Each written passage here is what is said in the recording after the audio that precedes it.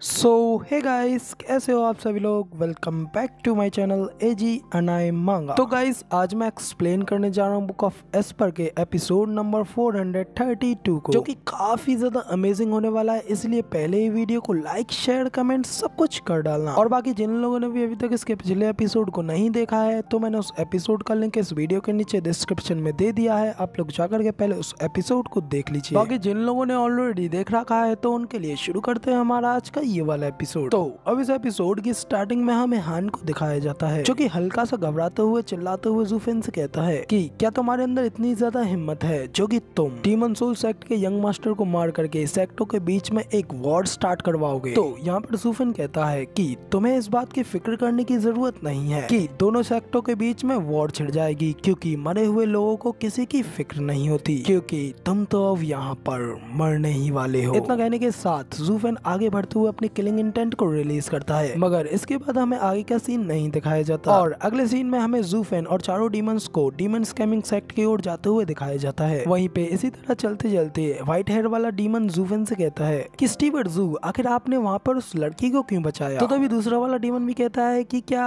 कहीं वो लड़की आपकी आंखों में तो नहीं बहा गई, कहीं आपको वो पसंद तो नहीं आ गई। तो अब तभी ज़ूफेन भी कहता है कि नहीं, ऐसा कुछ भी नहीं है, बस तुम ये मानो कि मैं मिस्टिकल हेवन सेक्ट के बारे में कुछ जानना चाहता था। तो फिर तभी रेड डीमन भी ज़ूफेन से पूछता है कि मगर लेकिन स्टीवर्ट ज़ू, आखिर आपने उस डीमन सोल सेक्ट के कमीने को क्यों जाने दिया, क्योंकि सर किसी को भी ऐसे ही जाने देना ये तो आपका स्टाइल बिल्कुल भी नहीं है। तो तभी ज़ूफेन भी हल्का सा स्माइल करते हुए कहता है कि क्या तुम मुझे जन्मजात क्रूल पागल कह रहे हो। वो लड़का एक काफी ज्यादा ग्रेट सेक्ट को बिलोंग करता है, और किसी को भी नो रिटर्न के पॉइंट को पार करने से पहले उससे होने वाले कॉन्सिक्वेंस के बारे में सोचने की पहले जरूरत है। तो इसलिए उस लड़के को सिर्फ डराना ही काफी था। तो अब तभी ज़ूफेन की ये बात सुनने के बाद में रेड डीमन कहता है कि सचमुच हर पहलू को ध्यान में रखते हुए स्टीवर्ट ज़ू के तरीके हमेशा फ्लॉलेस रहते हैं, और इसमें कोई आश्चर्य नहीं है कि इसीलिए कि सर ने सेक्ट लीडर के ध्यान को अपनी ओर इतनी अच्छी तरीके से खींच लिया है, जो कि सेक्ट लीडर की आंखें आपको ही बुरी तरीके से देखती रहती हैं। तो तभी इसके बाद में ज़ूफेन रेड डीमन से कहता है कि बाय द वे, मैंने अभी अभी उन लोगों के मुंह से 3 मीडियम सेक्ट और 3 लोअर सेक्टों के बारे में कहते हुए सुना था, आखिर इस सब के बारे में क्या है। तो अब तभी रेड डीमन आगे ज़ूफेन को बताता है कि स्टीवर्ट ज़ू, अच्छा रहेगा कि आप इन सब चीजों के बारे में ज्यादा कुछ बातचीत ना करें, क्योंकि इन सब चीजों में आपको इतना ज्यादा नुकसान हो सकता है कि जिस सब में हमारे सेक्ट लीडर भी आपकी मदद नहीं कर पाएंगे। इतना कहने के बाद फिर रेड डीमन सभी सेक्टों के बारे में बताते हुए कहता है कि वेस्ट की ओर 10 सेक्ट्स हैं। डबल ड्रैगन मैनर को साइड में छोड़ते हुए डबल ड्रैगन मैनर वो सबसे ऊपर आता है, उसके बाद में द सुपर 3 सेक्ट्स आते हैं, उसके बाद में मिडिल 3 सेक्ट, फिर लोअर 3 सेक्ट्स, और सिर्फ डबल ड्रैगन सेक्ट को छोड़कर बाकी के सभी सुपीरियर, मिडिल और लोअर 3 सेक्टों में बटे हुए हैं। और जिस किसी भी सेक्ट की पावर जितनी ज्यादा अधिक होगी, उसके पास उतना ही ज्यादा अधिक खिंचाव और रिसोर्सेस होंगे। और हम में से डीमन सोल सेक्ट वो मिडिल 3 सेक्टरों में से आता है, जबकि डीमन स्कैमिंग सेक्ट और मिस्टिकल हेवन सेक्ट वो दोनों लोअर 3 सेक्टों में आते हैं। तो इसलिए जब भी हमारे डिसाइबल्स उनसे मिलते हैं, तो हम सभी को एक कमी महसूस होती है और हम लोगों को चुन लिया जाता है। तो अब तभी व्हाइट हेयर वाला डीमन भी कहता है कि हाँ, और वो 60 साल पहले का वो समय वो सबसे ज्यादा बुरा था। उस समय उस लड़ाई में हम चारों ने मिलकर के एक साथ काम किया और हम चारों जीत भी रहे थे, मगर स्कूज डीमन, उसकी वजह से हम हार गए, क्योंकि स्कूज डीमन ने सिर्फ उस डिमोनिक ट्रेजर की वजह से फॉर्मेशन को तोड़ दिया, जिसके नतीजे पर हम हार गए। और यही कारण है जिसकी वजह से सेक्ट लीडर ने हमें थंडरस्टॉर्म माउंटेन पर सजा के तौर पे काफी सालों के लिए फेंक दिया, और तकरीबन इसमें 1 शताब्दी भी हो सकती थी। अब जब व्हाइट डीमन ज़ूफेन को ये सब बता रहा होता है, तभी ये सब देख करके दूसरा वाला डीमन काफी ज्यादा चौंक जाता है, और गुस्से में व्हाइट डीमन के मुंह पर लात मारते हुए कहता है कि ओल्ड थर्ड, मुझे लगा था कि हम इस सब चीज के बारे में कभी भी किसी से बात नहीं करेंगे, मगर लेकिन तुम झगड़ा मोल लेने के लिए स्टीवर्ट ज़ू से इस सब के बारे में बात कर रहे हो। इतना कहने के बाद फिर वो दोनों लोग जोर जोर से एक दूसरे के साथ और भी ज्यादा झगड़ने लगते हैं, जबकि ज़ूफेन आगे बढ़ते हुए कहता है कि अब जबकि मिस्टिकल हेवन सेक्ट और हम लोअर 3 सेक्टों में आते हैं और बाकी के सभी सेक्टों से कमजोर हैं, तो फिर आखिर मिस्टिकल हेवन सेक्ट वहाँ पर क्या कर रहा था, वो लोग आखिर एक जड़ी बूटी के लिए उनसे क्यों लड़ रहे थे। तो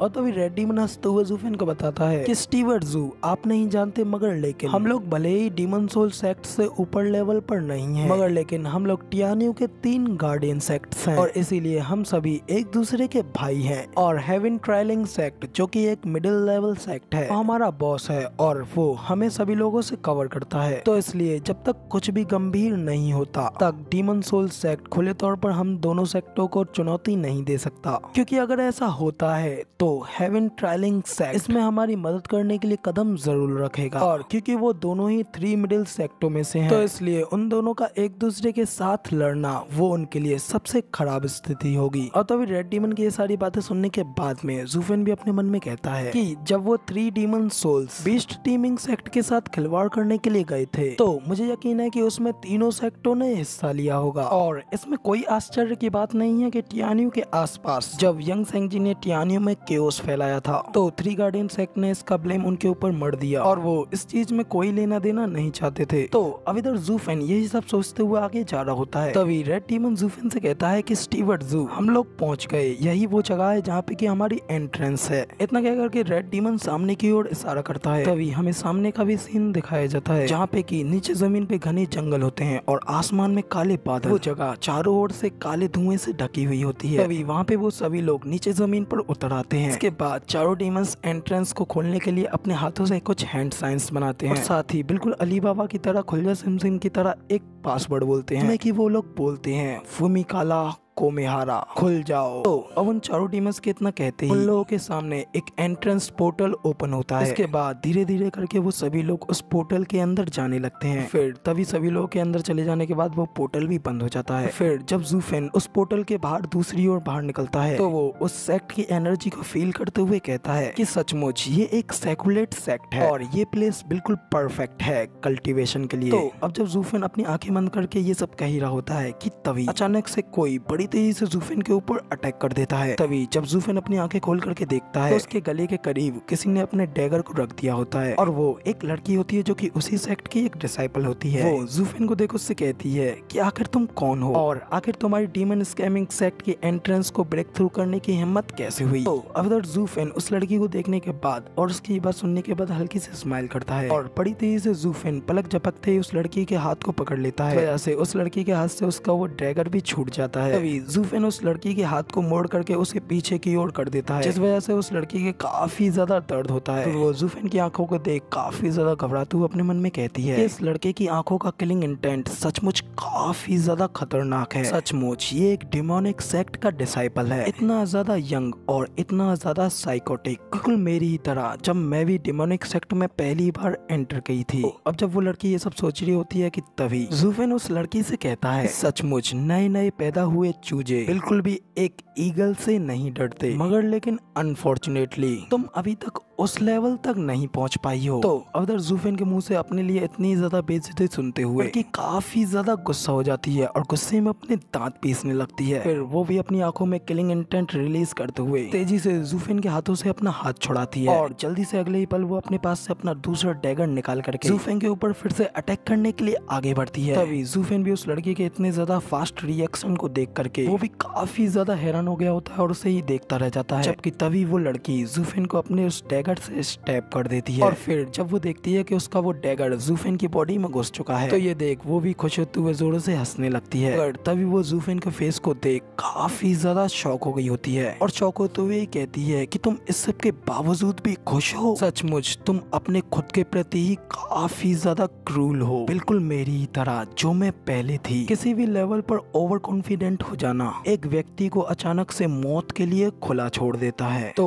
अब तभी उस लड़की की ये बात सुनने के बाद में ज़ूफेन उस लड़की को घूरते हुए अपनी आंखों में खतरनाक किलिंग इंटेंट को रिलीज करते हुए उस लड़की से कहता है कि ये गलती यंगस्टर्स के सामने होने वाली आम गलती है। जब ज़ूफेन इतना कहता ही है ज़ूफेन की आंखों में इतनी खतरनाक किलिंग इंटेंट को देख वो लड़की ज़ूफेन से घबराते हुए पीछे हटते हुए अपने मन में कहती है सचमुच ये बहुत ही ज्यादा अजीब है, मेरे उसको चाकू मारने के बावजूद भी वो आखिर किस बात को लेकर के इतना मुस्कुरा रहा है और क्या वो खुद जानबूझ करके ऐसा कर रहा है। इधर इतना कहने के बाद वो लड़की फिर से अपने उस डैगर को निकालती है, फिर से उस डैगर को ज़ूफेन के अंदर घुसेड़ने के लिए जाते हुए कहती है लगता है कि तुम्हें एक बार चाकू मारने से कुछ नहीं होता, मैं ऐसा तुम्हारे साथ दोबारा करूंगी। इतना कह करके वो लड़की फिर से अपने उस चाकू को ज़ूफेन को काफी ज्यादा करीब ले आती है। अगर इसी के साथ हमारा ये वाला एपिसोड यहाँ पे कंप्लीट हो जाता है। और गाइस मैं जानता हूँ कि आज आप लोगों को मेरी ये आवाज थोड़ी अलग लग रही होगी क्योंकि यार मेरा गला बहुत ही ज्यादा जोरों से बैठा हुआ है, मगर फिर भी मैं आप लोगों के लिए वीडियो बना रहा हूँ तो इसलिए एक लाइक तो बनता है। है, और वो भी इतनी खतरनाक गर्मी में फैन को ऑफ करके। गाइस वीडियो बनाते बनाते पूरा पसीने में नहा गया हूँ मैं। फिलहाल तो इसका आगे का एपिसोड अब आप लोगों को कल देखने को मिलेगा। फिलहाल वीडियो पसंद आई हो तो यार एक लाइक कर देना, साथ ही कमेंट करके जरूर बताना कि आपको हमारा ये वाला वीडियो का एक्सप्लेनेशन कैसा लगा। और चैनल पे नए हो और आगे भी ऐसी अमेजिंग वीडियोस को देखना चाहते हो तो इस चैनल को सब्सक्राइब करना बिल्कुल मत भूलना। शुक्रिया।